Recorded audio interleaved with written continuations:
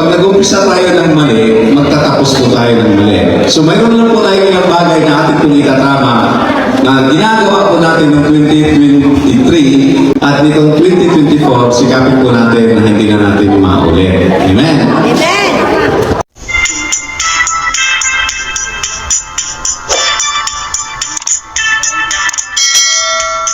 Sa mundo, iba-iba po ang paraan ng pagdiriwang o pagsalubong ng bagong taon. Mga pamahiin, at sa Pilipinas, mayroon din tayong mga pamahiin na gano'n. Halimbawa po, sa Portugal, 12 segundos bago mag-alas 12 ng ating gabi, sila ay kakain ng pasas, 12 pasas. Bawat pitik ng relo ay kakain sila ng isang piraso.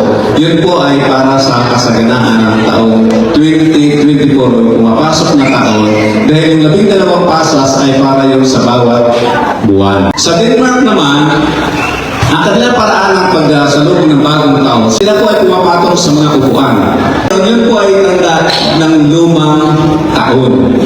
At pagpasok ng break ng alas 12, sila ay tatalon.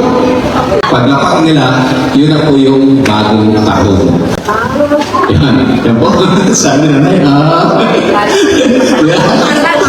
Sa Brazil naman, magdamagan yung beach party. Nasa talampasigan sila, walang mupay na sayawan, inuman, kainan, sayahan.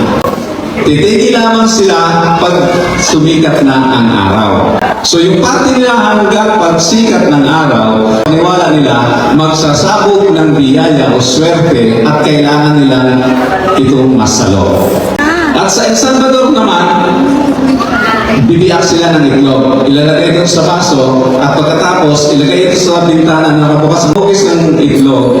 Yun po yung pinaniwalaan nila ng takbo ng kanilang buhay sa bagong taon pumasok. Sa Pransya, yung sa ating barya, habang nagluluto yung kanang kamay, yung kaliwang kamay, iniikot-ikot, binabalik-baliktad yung barya.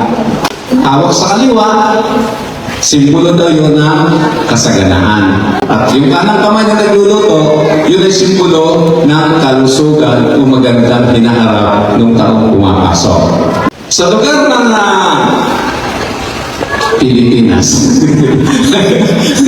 ano ba ang inyong ginagawa bago magbagong taon? Papaputok, yan.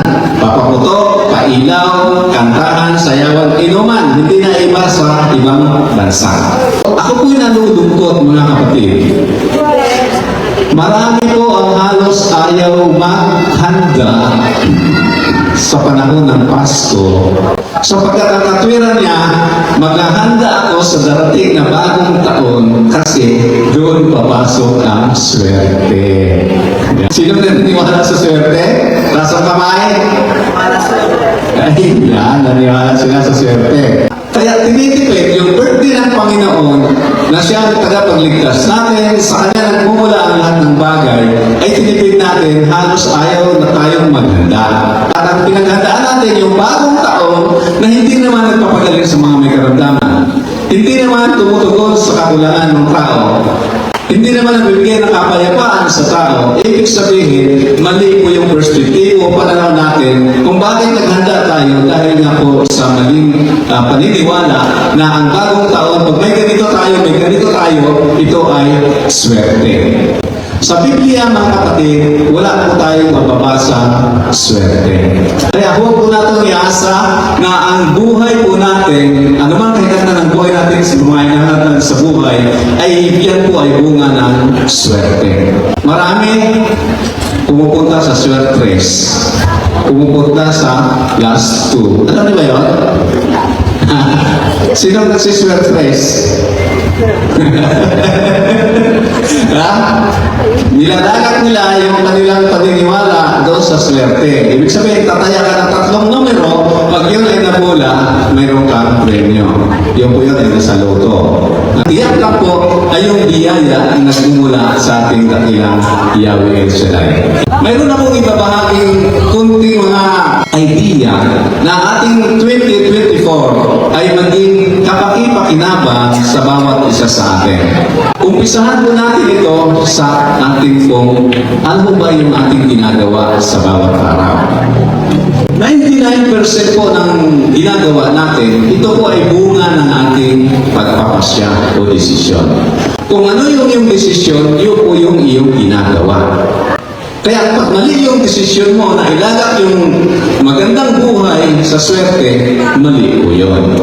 Kaya itatama po natin. Una, tayo ay dapat magdesisyon na maglingkod sa Panginoon. Bakit tayo maglingkod sa Panginoon? Hindi pa naman ako matanda. Hindi naman ako nagkukulang. Yun ang katwiran ng marami. Abala pa ako sa kanilang pag nag-retire na ako. Pero sa totoo lang, ang paglilingkod sa Panginoon ay hindi po yung mayroon kang ginagampan ng tungkulin sa gawain sa loob ng iglesia. Yun po yung common ng mga dahilan kung bakit ayaw nilang maglingkod sa Panginoon. Hindi, kung saan tayo tinaga ng Panginoon, yun po ay isang paglilingkod.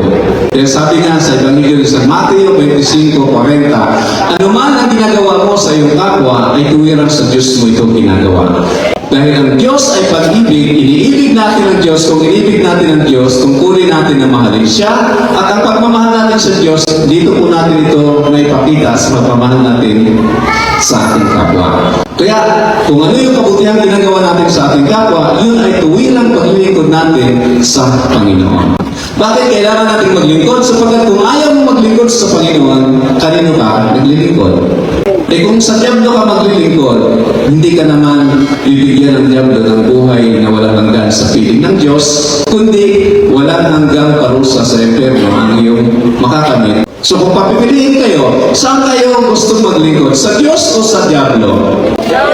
Sa Diyos. Isa sa tungkulin na naglilingkod, nagmamahal sa Diyos, ay yung tayo po ay mayroong gawing pag-aakay tuwing araw ng Biyernes dahil po nito sa lugar ng Likha Covered Court. Kapag inuna mo ang Diyos, uunahin ka rin ang Diyos. Yun, Matthew 6:33. Uunahin mo ang Diyos, uunahin ka rin ang Diyos. Ibig sabihin, uunlad ang buhay mo. Unlad, UNLAD. Unahin lagi ang Diyos. Pag inuna mo lagi ang Diyos, tiyak, unahin ka rin ang Diyos sa lahat ng iyong pangailangan ng higit pa sa iyong mahingi sa Kanya. Pangalawa, pag-iisip ng tama. Yung mataas na uri ng pag-iisip at magandang pag-uugali. Sabi nga ng Biblia sa aklat ng Proverbs, 23 ang talata ay ito. Kung ano ang iniisip ng tao, ay maging ganun siya. At yan pa yung ulit mababasa natin doon sa mga author ng mga self-help books o ng mga aklat na nagbibigay ng suggestion na gagabayan tayo sa buhay na maayos. Na kung ano ang ating iniisip, kung anong laman ang ating isip, ay ganun ang ating kapupuntahan. Pero kung naniniwala ka, tama yung paniniwala na sa Diyos na yung pinaglilingkuran, sa Diyos na yung pinagkakatiwalaan, mayroong biyaya na ibubuhos sapagkat pangako yan ng Diyos na hindi naglilitis. Wala pong pangako ang Diyos na hindi natin natupad. Dahil ang Diyos ay hindi kagaya ng tao na sinungaling. Lahat ng kanyang sinasabi ay kanyang ginagawa at ang lahat ng kanyang pangako ay kanyang tinutupad. Nangako siya na hindi niya tayo papabayaan, hindi tayo iwan, siya po yun gagawin ng Panginoon. Sabi nga, yung iyong ugali, ang siya magdidetermina gaano kataas, gaano kalayo ang pwede mong liparin sa buhay.